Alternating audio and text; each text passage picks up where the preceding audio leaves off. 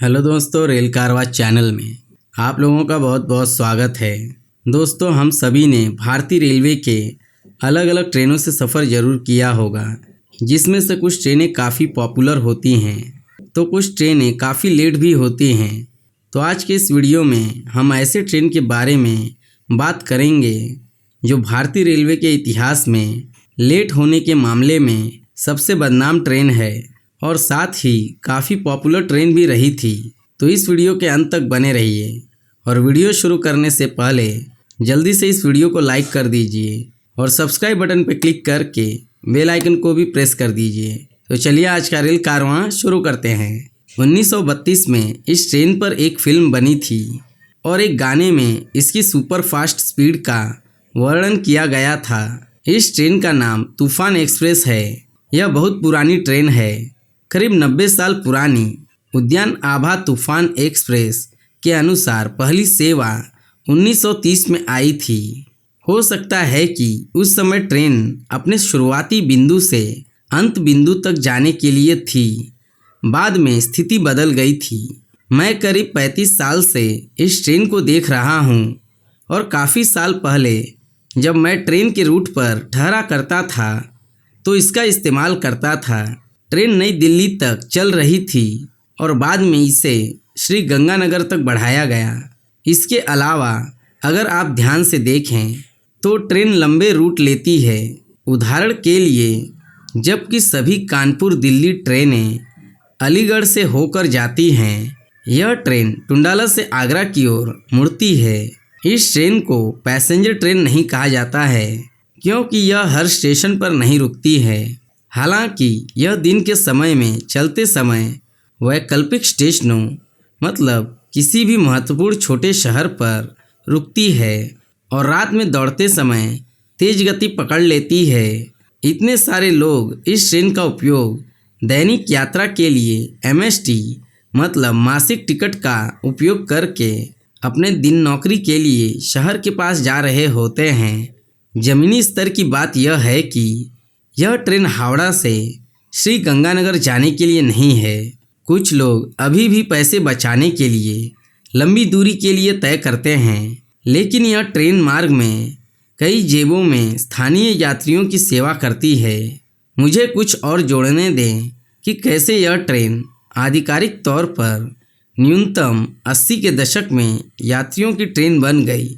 80 के दशक में न तो इंटरनेट था और न ही कोई फ़ोन। रेलवे पूछताछ में चौक से हाथ से लिखा हुआ एक ब्लैक बोर्ड हुआ करता था। हम ट्रेन के निर्धारित समय के आधार पर स्टेशन जाते थे और ट्रेन के लेट होने का इंतज़ार करते थे।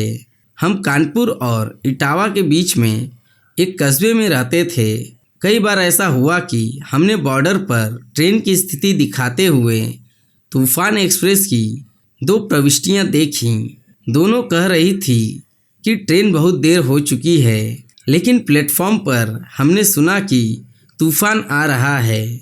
हमने महसूस किया कि यह पिछले दिन की ट्रेन थी जो कि 24 घंटे की देरी से चल रही थी। अब हम यह जान लेते हैं कि ट्रेन के नियमित आधार पर बहुत अधिक लेट क्यों होती थी। हालांकि आधिकारिक तौर पर कुछ स्टेशनों पर ट्रेन नहीं रुक रही थी, स्थानीय यात्रियों ने इसे उपयोगी पाया और जहां भी ज़रूरत होती थी जंजीर खींचकर इसे रोक देते थे। मैंने यह भी देखा कि किसी ने ट्रेन में MST पास के साथ सीटों पर मुहर लगा दी ताकि यह आभास हो सके कि सीटें मतलब पूरा कोच MST धारकों के लिए आरक्षित है। शुरुआत में रेलवे ने ट्रेन को समय पर वापस लाने की कोशिश की, लेकिन असफल रहा। मुझे याद है ड्राइवर जंजीर खींचने के बाद जितनी देर हो सके ट्रेन को घसीटते थे। जहां जंजीर खींची गई थी वहां से काफ़ी दूर रुकने का इरादा था ताकि खींचने वाले को अपने घर वापस जाने के लिए लंबा रास्ता तय करना पड़े। लोगों ने कितनी दूर तक ट्रेन खींची जा सकती है इसका अंदाज़ा लगाने की कोशिश की और पहले से ही चेन खींचने लगे। काफ़ी देर तक रैट रेस चलती रही।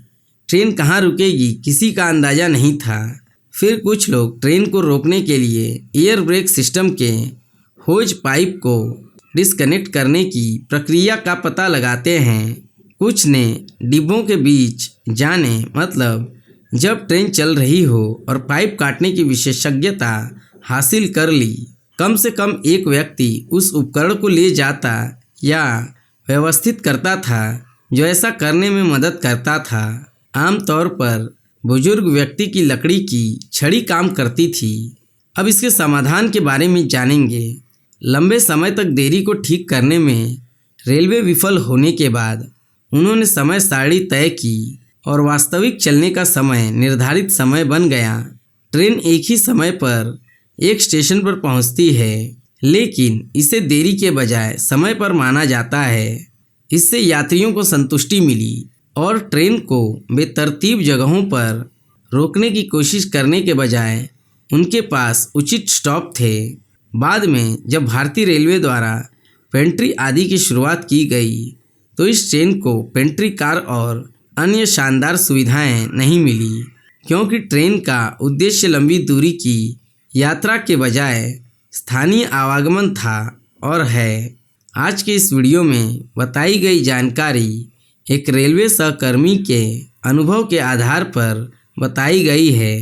उम्मीद करते हैं कि अब आप लोग समझ गए होंगे कि भारतीय रेलवे के इतिहास में लेट होने के मामले में सबसे बदनाम ट्रेन और साथ ही काफ़ी पॉपुलर ट्रेन कौन सी थी। अगर आज की वीडियो में दी गई जानकारी आपको अच्छी लगी हो तो आप इस वीडियो को लाइक करके अपने दोस्तों के साथ शेयर कर दीजिए और चैनल पर नए हैं तो चैनल को सब्सक्राइब करके बेल आइकन को ज़रूर प्रेस कर दीजिए। वीडियो देखने के लिए धन्यवाद। तो फिर मिलेंगे किसी दूसरी वीडियो में, तब तक के लिए बाय बाय।